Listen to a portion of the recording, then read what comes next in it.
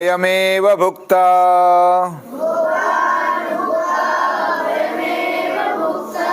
कालो न यातो वयमेव याता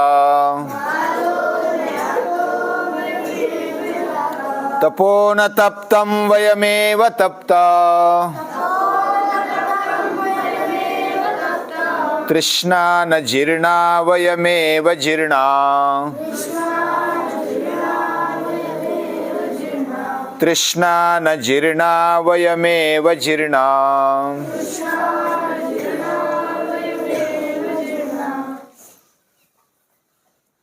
ईशावास्योपनिषद यह पहला उपनिषद है।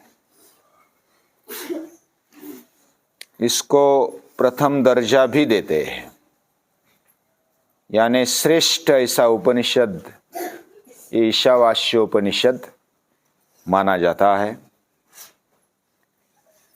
ईशावास्यम ये इसका नाम है। ईश यानी ईश्वर और वास्यम यानी निवास स्थान। ये पूरा जड़ चेतन युक्त जगत, ये विश्व पूरा ईश्वर से भरा हुआ है, व्याप्त है। लेकिन ये बात हमें हजम नहीं होती, पचती नहीं। कोई बोलेगा क्यों नहीं पचती, हम पचा देंगे उसको, लेकिन इतना आसान नहीं। इसको चेक करने का एक दूसरा तरीका है। सब ईश्वर से व्याप्त है, भरा हुआ है, ईश्वरमय है, ऐसा मानने का मतलब क्या हुआ?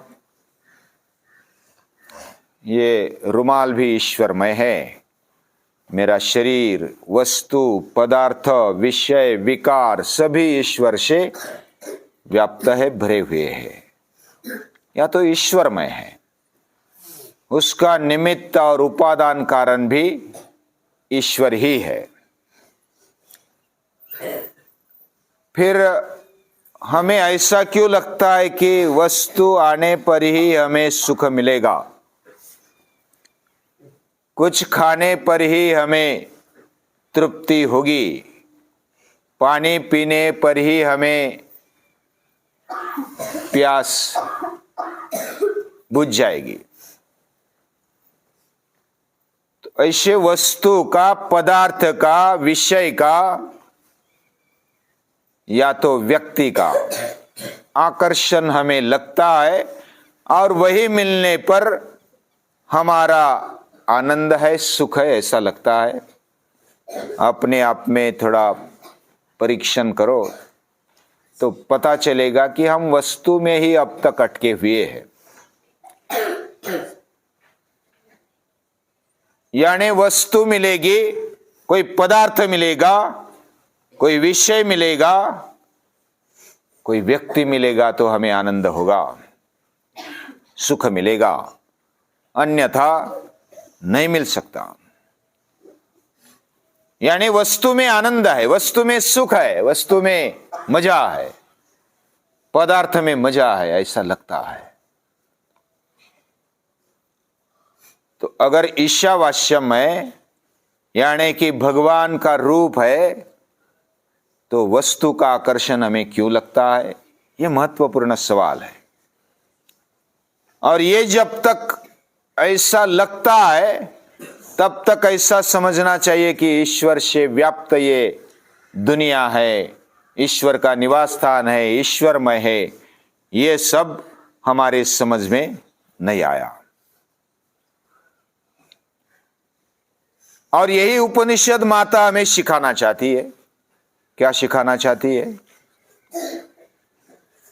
ये जो वस्तु है, पदार्थ है, ये शरीर है, विषय है,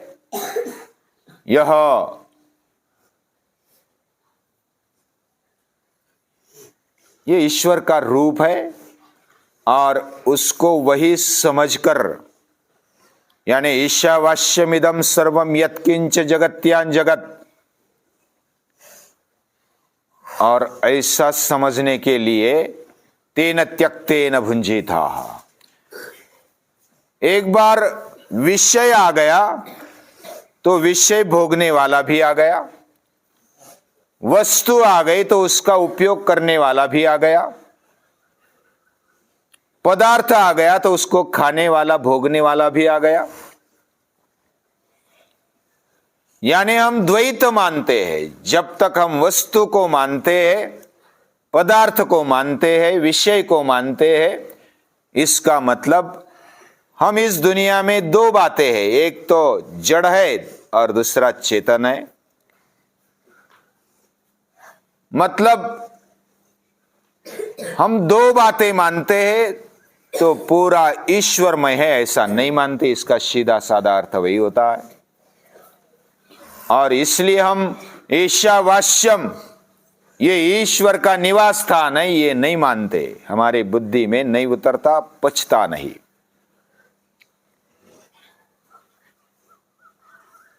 तो एक होता है सब्जेक्ट, एक होता है ऑब्जेक्ट। अगर हम ऐसा मानते हैं तो, और पूरी दुनिया में ऐसा ही सिखाया जाता है कि जड़ और चेतन अलग है। ये पूरी दुनिया द्वैत से भरी हुई है। दो बातें, एक भौतिक पदार्थ है, जड़ है, और दूसरी चेतन। यानी दो पदार्थ मानने चाहिए, ऐसे दर्शन शास्त्र भी कहते हैं। लेकिन वेदांत कुछ अलग कहता है। वेदांत यानी उपनिषद, ये सब ईश्वरमय है।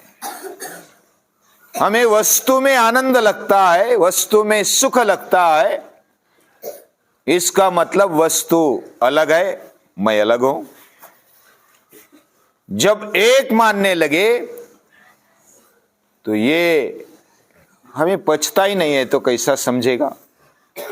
हमारी बुद्धि में उतरता नहीं।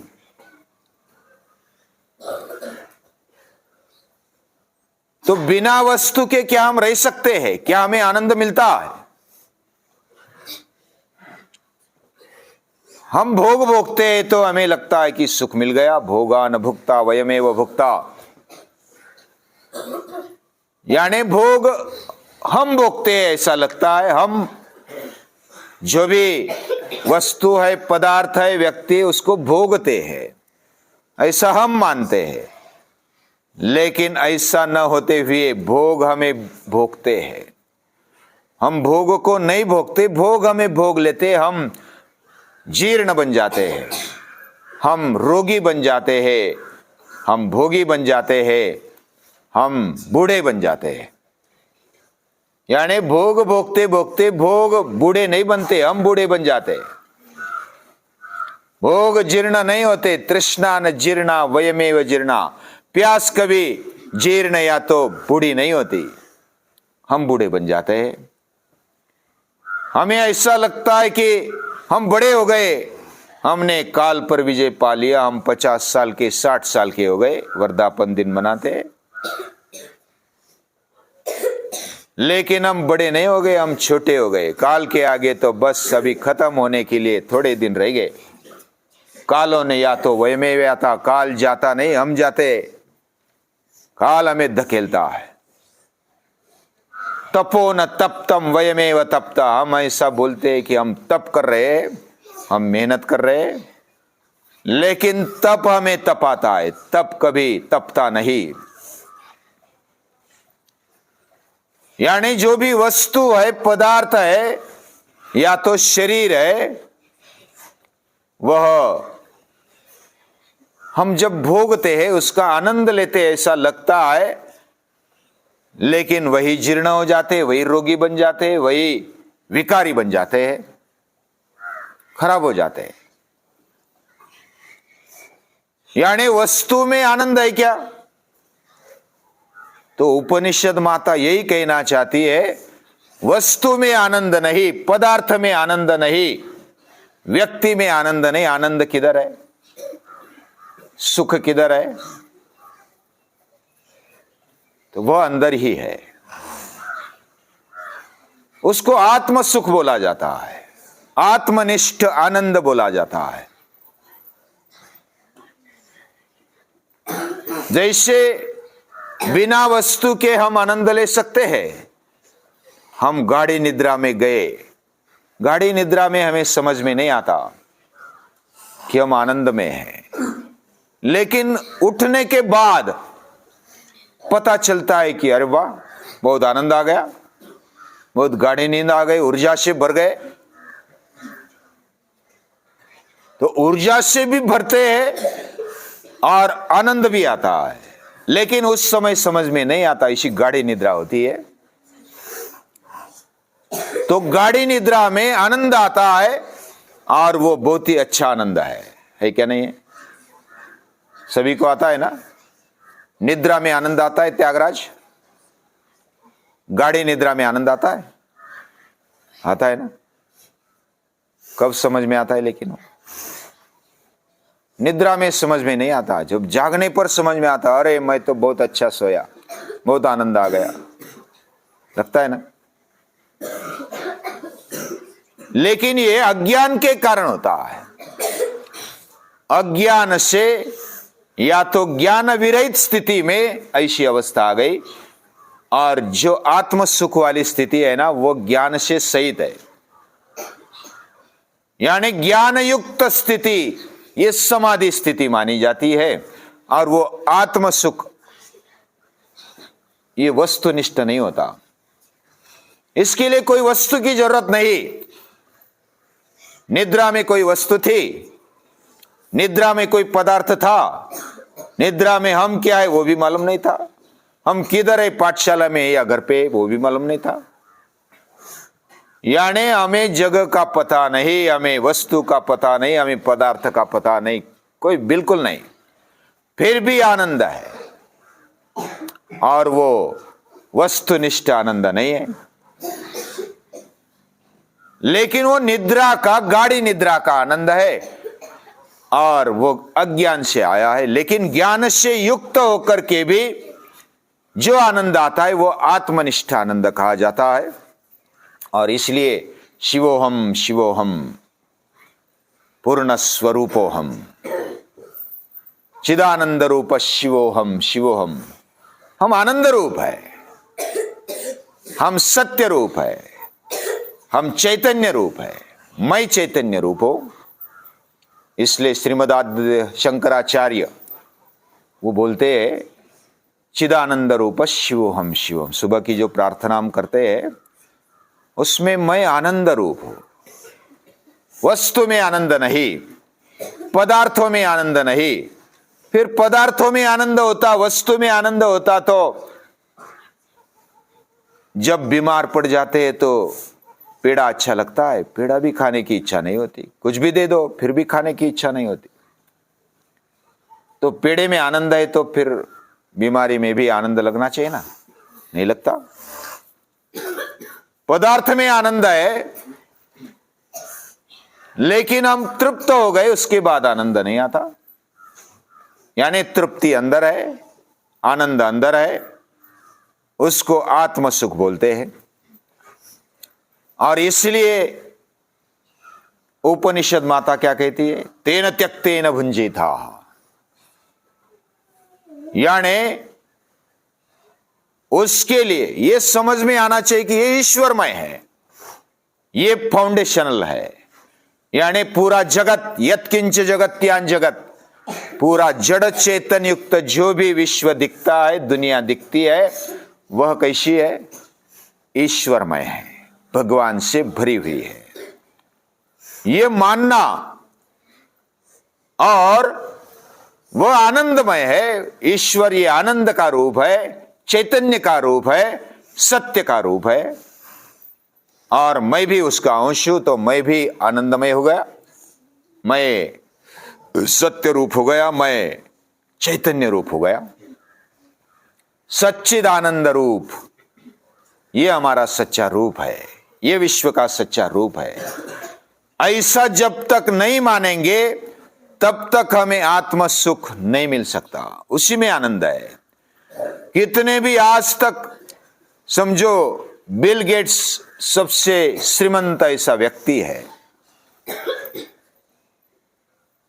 और उनके जीवन में कुछ पैसों की, पदार्थों की, वस्तुओं की कमी नहीं है, फिर भी पत्नी ने फारकत ले ली। फारकत मतलब डाइवोर्स ले लिया। डाइवोर्स यानी छुटा छुट, अभी तू अलग मैं अलग, ये पता है ना। हाँ, पति पत्नी छुटा छेड़ा कर देते, अलग हो जाते, नहीं पटता हमें। अभी पैसों की कोई कमी नहीं है, वस्तुओं की कोई कमी नहीं है, पदार्थ की कोई कमी नहीं है, फिर आनंद नहीं है, सुख नहीं है, तो क्या बात है। ये सुख पदार्थ में नहीं है, ये सुख आनंद वस्तु में या तो कोई व्यक्ति में नहीं है, वो हमारे अंदर है। और अंदर का आनंद पहचानना मतलब भगवान को पहचानना, हमारी आत्मशक्ति को पहचानना, और पूरी दुनिया में वही बसा है। और ऐसा मानना, ये आत्मानंद है। ऐसा दिल से दिमाग से मानना, स्वीकारना। और इसके लिए तेन त्यक्तेन भुंजीथा, ये हमारा नहीं है। जो भी वस्तु पदार्थ या तो जो भी संपत्ति है, ये मेरी नहीं है, हमारी नहीं है, ये भगवान की है। सब भूमि गोपाल की। ये जब तक हम नहीं मानेंगे तब तक सच्चा आनंद नहीं मिल सकता। और वह जब हम एक रूप हो जाते, चैतन्यमय आनंद रूप हो जाते, तो हमें फिर वस्तु पदार्थ में रुचि नहीं लगती। यानी इसको आने में देर लगेगी, लेकिन पहली स्टेप क्या है कि भगवान का और मेरा संबंध है। मैं भगवान का हूं और ये सब भगवान का है, ऐसा तो मान सकते हैं। मेरा नहीं है, ये भगवान का है, ऐसा मानेंगे तो स्टेप बाय स्टेप आगे बढ़ेंगे। तो महापुरुष ऐसा कहते हैं, महापुरुष समझाते हैं, उनको बारंबार नमस्कार है, प्रणाम।